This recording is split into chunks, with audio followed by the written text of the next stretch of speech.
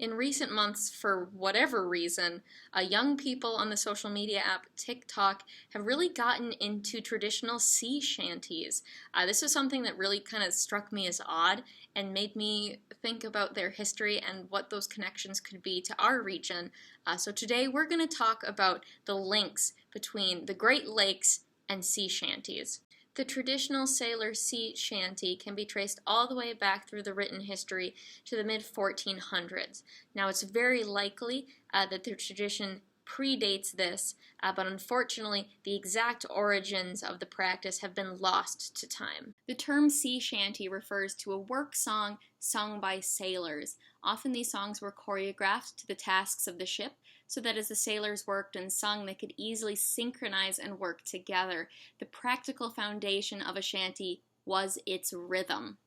Oftentimes, there'd be one main soloist who was leading the song, and then the rest of the crew would come in at the chorus. It was also pretty common to have a song that was more call and response as well. Sailors all over the world created these songs to help keep the crew in sync, but they also were using these songs to tell stories and to keep morale high on ships. As European immigrants made their way to North America, these sailors brought their shanty traditions with them, and soon we began to see these traditions take root on the Great Lakes. The golden era of sailing the Great Lakes began right as the American Civil War was coming to a close. Larger sailing ships became more common during this era, and a crew between 15 and 18 people was pretty standard for the larger ships. As sailing in the Great Lakes progressed, port cities like Buffalo, Detroit, Milwaukee, Chicago, and of course Duluth developed districts that resembled sailing districts in ocean port towns. As the port towns grew, there were more and more full-time professional sailors who spent their entire lives in sailing careers. The people who lived and worked in these districts soon became part of a culture that created its own distinct body of folklore.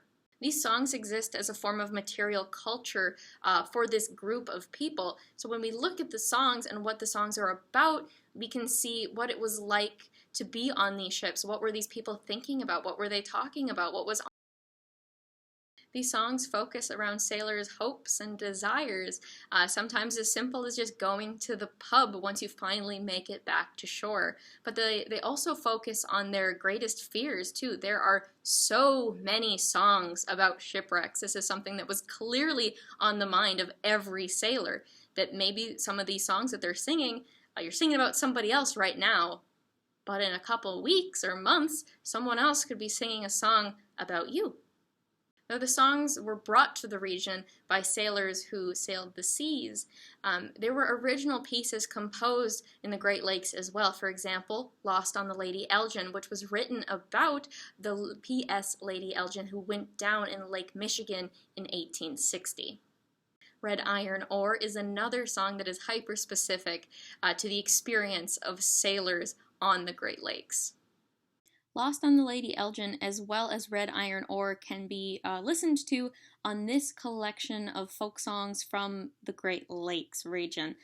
Tons of stuff on here that are really, really cool. Clearly heavily influenced by the sea shanty tradition. Highly recommend. It can be streamed on Amazon Music as well as Spotify. If you're able to hunt down a copy on vinyl, that would be incredible. It was pressed in 1965. I'd love to see a picture of it if you have this. Otherwise, digital streaming might be a little bit more accessible for you. So what are some of your favorite sea shanties? Maybe you don't have any, seems odd, but you could take a listen and then let me know in the comments below. I'd love to hear some more that maybe I'm not familiar with. Some of my favorites at the moment are Wellerman as well as Santillana. If you haven't listened to any, I highly encourage you to do so. They're really fun, and it's like a way to get involved and connected with history, and at the same time, it's just fun stuff to listen to. For whatever reason, they're really connecting with people right now, and if you give them a listen, it may be connecting with you as well. I hope you had a good time learning about sea shanties, and I hope you had a nice Friday as well. I hope you have a great weekend, and thanks so much for watching. Bye-bye.